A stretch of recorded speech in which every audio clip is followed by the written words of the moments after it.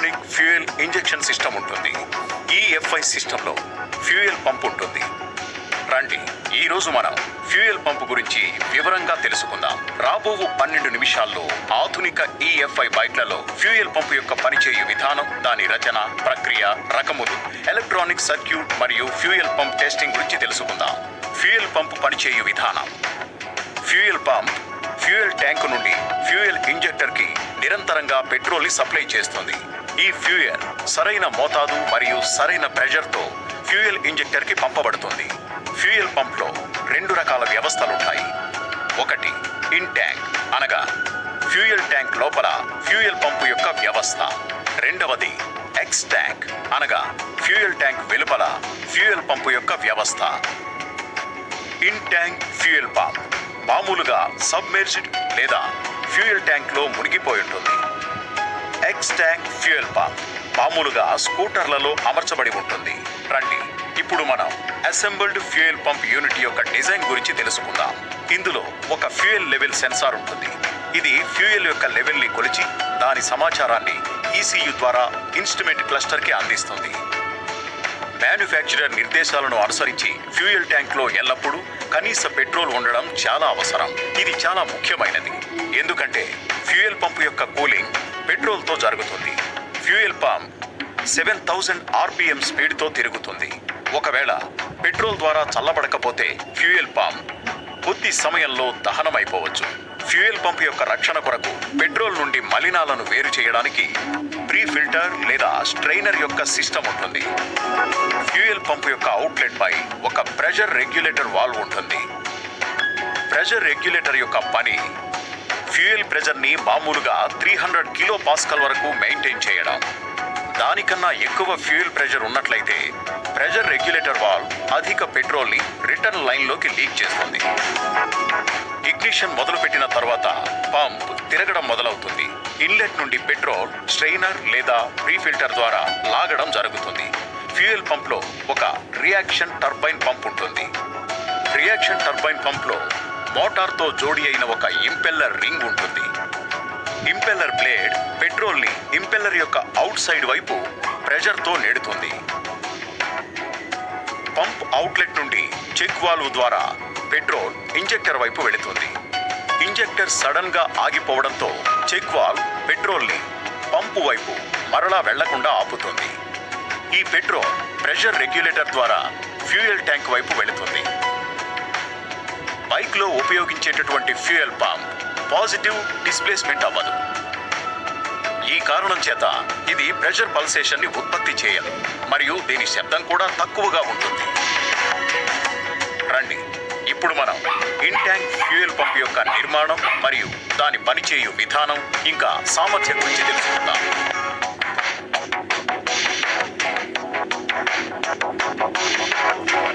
అన్ని బోల్టులను విప్పి fuel tank నుండి ఫ్యూయల్ పంప్ని బయటకు తీయండి. ముందుగా రబ్బర్ సీల్, ప్రీ ఫిల్టర్ మరియు లెవెల్ సెన్సార్లను తనిఖీ చేయండి. ఈ ప్రీ ఫిల్టర్ యూనిట్ని స్ట్రెయినర్ అని కూడా అంటారు. ఇది పెట్రోల్ యొక్క ఇన్లెట్లా పనిచేస్తుంది. ఈ ఇన్లెట్ ద్వారా స్వచ్ఛమైన పెట్రోల్ బయటకు వెళుతుంది. ప్రీ ఫిల్టర్ జామ్ అవ్వడం లేదా డ్యామేజ్ గురించి తనిఖీ చేయండి. ఎలక్ట్రిక్ మోటార్ యొక్క వివిధ భాగాలు, ఆర్మేచర్, కమ్యూటేటర్, మోటార్ బాడీపై ఫిక్స్ అయిన మ్యాగ్నెట్ మరియు బ్రషెస్, ఇవి యాక్సియల్లీ అమర్చి ఉంటాయి. ఇవన్నీ ఎలక్ట్రిక్ మోటార్ యొక్క భాగాలుగా పనిచేస్తాయి. మోటార్కి ఎలక్ట్రిక్ కరెంటు అందిన తర్వాత మ్యాగ్నెటిక్ అసెంబ్లీ నుండి లోపలికి ఆర్మేచర్ తిరుగుతుంది. సాధారణంగా టెర్మినల్ మరియు బ్రష్ ఒక ప్లాస్టిక్ పార్ట్లో అమర్చబడి ఉంటాయి. సిస్టమ్ నుండి టెర్మినల్ ద్వారా ఈ బ్రష్తో ఎలక్ట్రిక్ కరెంట్ మోటార్కు ఇవ్వబడుతుంది. కానీ ఒక్క విషయం గుర్తుపెట్టుకోండి, బ్రష్ కమ్యూటేటర్పై యాక్సియల్లీ ఉండేటట్లు జాగ్రత్త పడాలి. కానీ మామూలుగా ఇవి రేడియల్లీ అమర్చి ఉంటాయి. పెట్రోల్ ఫిల్టర్ నుండి పూర్తిగా మోటార్ యొక్క మ్యాగ్నెట్ అసెంబ్లీ ద్వారా ఒక అంచు నుండి ఇంకొక చివరన అమర్చి ఉన్న రియాక్షన్ టర్బైన్ వైపు వెళుతుంది. ఈ ప్రక్రియ వలన పంపు యొక్క కూలింగ్ జరుగుతుంది.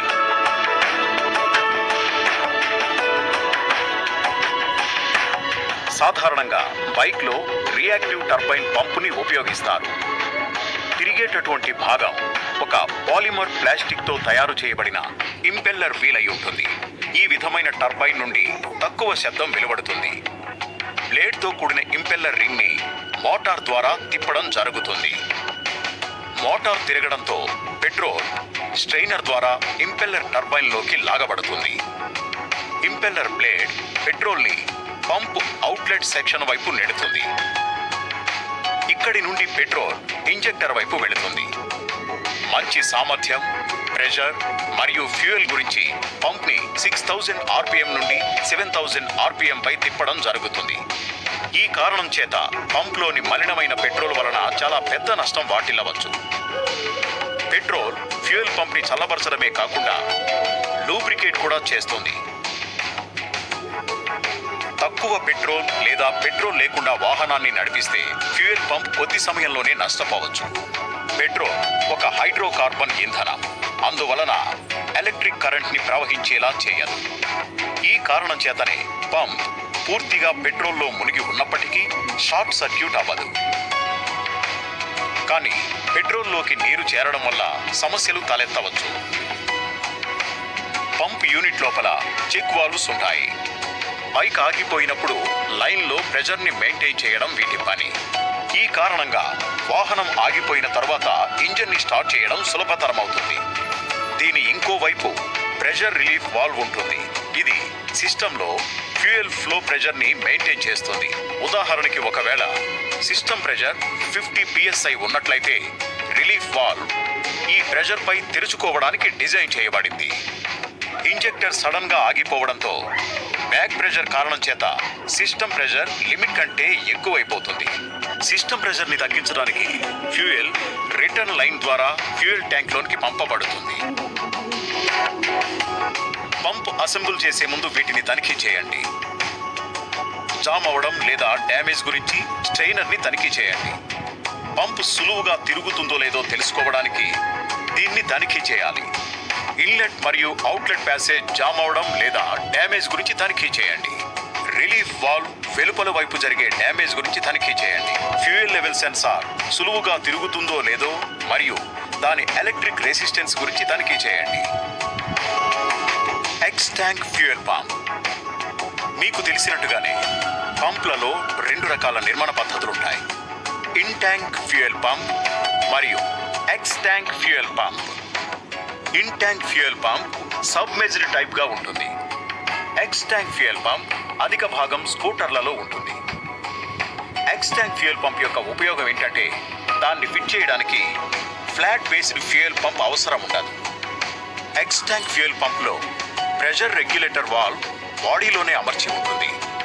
అదే ఇన్ ట్యాంక్ ఫ్యూయల్ పంప్లో ఈ వాల్వ్ బాడీకి బయట అమర్చి ఉంటుంది. ఎక్స్ ట్యాంక్ ఫ్యూయల్ పంప్లో రిటర్న్ లైన్ యొక్క అవసరం ఉంటుంది. ఎక్స్ ట్యాంక్ ఫ్యూయల్ పంప్తో ఇంకో ప్రయోజనం ఉంది. ఇది వాల్వ్ యొక్క సామర్థ్యాన్ని తగ్గించదు. స్కూటర్లో ఎక్స్ ట్యాంక్ ఫ్యూయల్ పంప్ యొక్క భాగాలు ఈ విధంగా ఉంటాయి. Fuel feed hose tank side. ఇది పెట్రోల్ని ట్యాంక్ నుండి పంపు వరకు చేరుస్తుంది. Fuel return hose. ఇది పెట్రోల్ని ప్రెషర్ రెగ్యులేటర్ నుండి తిరిగి ట్యాంక్లోనికి తీసుకెళ్తుంది. Fuel pressure regulator. ఇది ప్రెషర్ని 260 నుండి 320 కిలో పాస్కల్ వరకు మెయింటైన్ చేస్తుంది. Fuel feed hose injector side. ఇది పెట్రోల్ని పంప్ నుండి ఇంజెక్టర్ వరకు చేరుస్తుంది. One way valve. ఇందులో 2 వన్ వే వాల్వ్స్ ఉంటాయి. అవి ఇంజెక్టర్ యొక్క పంప్ లైన్ పై రిటర్న్ ఫ్లోని ఆపడానికి ఉంటాయి. రెండవ one way valve fuel return హోజ్లో ఉంటుంది. ఇది రిటర్న్ పెట్రోల్ని పంప్లోనికి వెళ్లకుండా ఆపుతుంది. Fuel suction filter. ఇది పంప్లోకి వచ్చేటటువంటి పెట్రోల్ని శుభ్రపరుస్తుంది. Tank side fuel feed hose ద్వారా పెట్రోల్ ట్యాంక్ నుండి పంపు వైపు పంపబడుతుంది. దీని తర్వాత ఫిల్టర్ ద్వారా పంప్లోనికి పెట్రోల్ చేరుకుంటుంది. 7000 RPM పై తిరుగుతూ పంప్ 210 నుండి 310 కిలో పాస్కల్ ప్రెషర్ని సృష్టిస్తుంది. నాన్ రిటర్న్ వాల్వ్ ద్వారా హై ప్రెషర్ పెట్రోల్ ఇంజెక్టర్ వైపు వెళుతుంది. అలాగే ప్రెషర్ రిలీఫ్ వాల్వ్ వైపు కూడా వెళుతుంది. 310 కిలో పాస్కల్ని మించి ప్రెషర్ పెరగడంతో ప్రెషర్ రిలీఫ్ వాల్వ్ పెట్రోల్ని ఫ్యూయల్ రిటర్న్ హోజ్లో విడిచిపెడుతుంది. ఫ్యూయల్ లైన్ని సులువుగా తనిఖీ చేయడానికి క్విక్ కనెక్ట్ ఫిట్టింగ్ని ఉపయోగిస్తారు.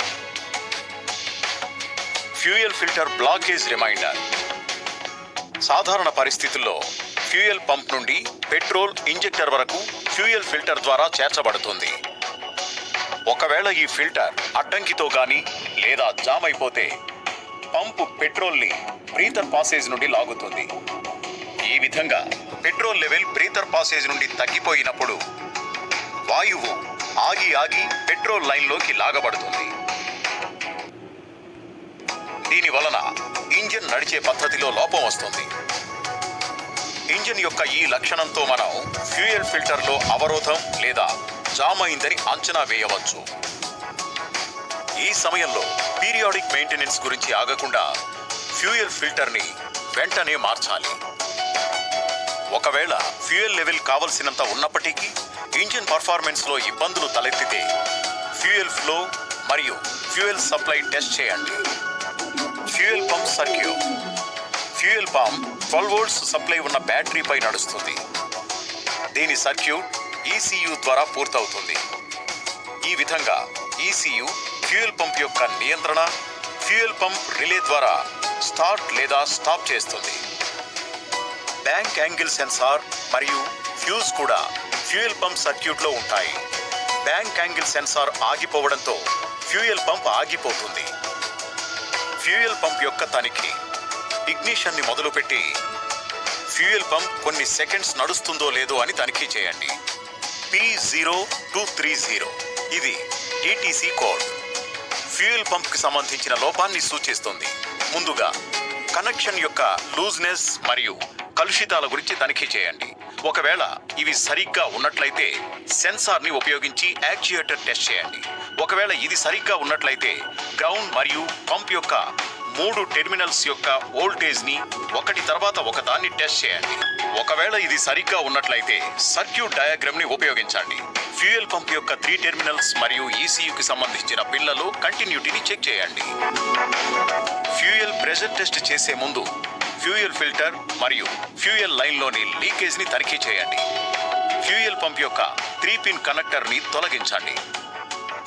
ఇంజన్ ఐడిల్ స్పీడ్లో ఇంజన్ ఆగిపోయే వరకు నడపండి. ఫ్యూయల్ లైన్లో ఉండేటటువంటి పెట్రోల్ దహనమై అయిపోతుంది. బ్యాటరీ నెగిటివ్ వైర్ని బయటకు తీయండి. ఫ్యూయల్ లైన్లో కలుషితాలు మరియు క్రాక్ వరకు తనిఖీ చేయండి. ఒకవేళ క్రాక్ ఉన్నట్లయితే దాన్ని మార్చండి. ఇగ్నిషన్ స్టార్ట్ చేయండి, కానీ ఇంజిన్ మాత్రం స్టార్ట్ చేయకండి.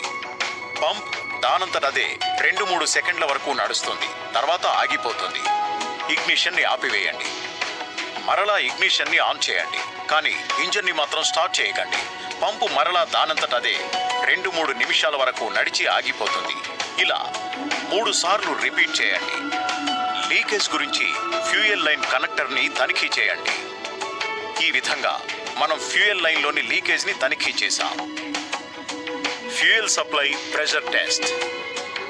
ఫ్యూయల్ ట్యాంక్లో పెట్రోల్ కావలసినంత ఉన్నప్పటికీ ఇంజిన్ స్టార్టింగ్ లేదా బ్యాడ్ పర్ఫార్మెన్స్ ఫిర్యాదు ఉన్నట్లయితే ఫ్యూయల్ ప్రెషర్ని టెస్ట్ చేయండి.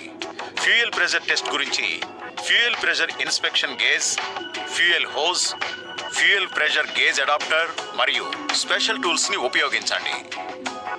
ఫ్యూయల్ పంప్ సైడ్ నుండి ఫిట్టింగ్ని తొలగించండి. బ్యాటరీ నెగిటివ్ కేబుల్ని ఫ్యూయల్ పంప్ కనెక్టర్తో జోడించండి. Fuel pressure gauge, gauge attachment, special టూల్ని జోడించండి. ఇంజిన్ని స్టార్ట్ చేయండి, తర్వాత ఐడిల్ చేయండి. ఫ్యూయల్ ప్రెషర్ని తనిఖీ చేయండి. ఇది మ్యానుఫ్యాక్చరర్ నిర్దేశించిన లిమిట్స్ లోపల ఉండాలి. ఉదాహరణకి 260 నుండి 320 కిలోపాస్కల్. ఒకవేళ ఫ్యూయల్ ప్రెషర్ నిర్దేశించిన మోతాదు కన్నా ఎక్కువ ఉన్నట్లయితే ఫ్యూయల్ రిటర్న్ లైన్ యొక్క మడత లేదా జామ్ గురించి తనిఖీ చేయండి. ఫ్యూయల్ పంప్ యూనిట్ని తనిఖీ చేయండి.